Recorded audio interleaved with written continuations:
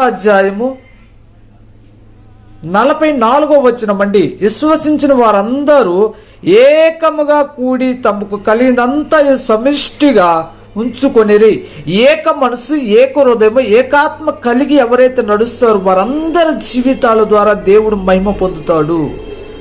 నామానికి మహిమ కలుగును గాక. యేసుక్రీస్తు ప్రభువారిని సిలువేసిన సిలువ గురించి చెప్పడం నువ్వు ఆలోచించావా? సిలువలో అడ్డు కమ్మ ఏం చెప్తుంది, నిలువు కమ్మ అనేది ఏం చెప్తుంది? ఒకసారి ఆలోచించండి ప్రియక చెల్లి తమ్ముడు. అన్న ఈ మాటలు వింటాను. నీవు నిలువు కమ్మ ఆదిలో, సృష్టి ఆదిలో మానవుడు దేవునికి ఎప్పుడైతే దూరమై పారిపోయారో మరలా మళ్ళీ మానవులను కలపటానికే, కలిపే పరలోక రాజ్యానికి నడిపించటానికి తెగిపోయిన బంధము, తండ్రి కూతురు బంధాన్ని మళ్ళీ తండ్రితో ఏకం చేయటానికే, కలపటానికే ఈ నిలువు కమ్మ అనేది నీకు గుర్తుగా ఉంటుంది ప్రియక చెల్లి తమ్ముడు. అన్న ఈ మాటలు వింటున్నా. నీవు మళ్ళీ అడ్డు కమ్మ అనేది ఏం తెలియజేస్తుందంటే ఈ భూమి మీద ఉన్న సమస్త మానవులను ఏకం చేయటానికి, సమస్త మానవులను ఏకం చేసి ఆ పరలోక మార్గానికి నడిపించటానికే ఈ అడ్డు కమ్మ అనేది మనకు గుర్తుగా తెలియజేస్తుంది ప్రియక చెల్లి తమ్ముడు. ఈ మాటలు వింటున్న నీవు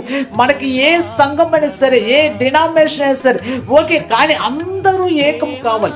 ఏకమై ఆ పరలోక రాజ్యాన్ని భూమి మీద స్థాపించాలని, ఆ పరలోక రాజ్యాన్ని భూమి మీదకి నడిపించాలని దేవుని యొక్క ఉద్దేశం, దేవుని యొక్క ప్రణాళిక.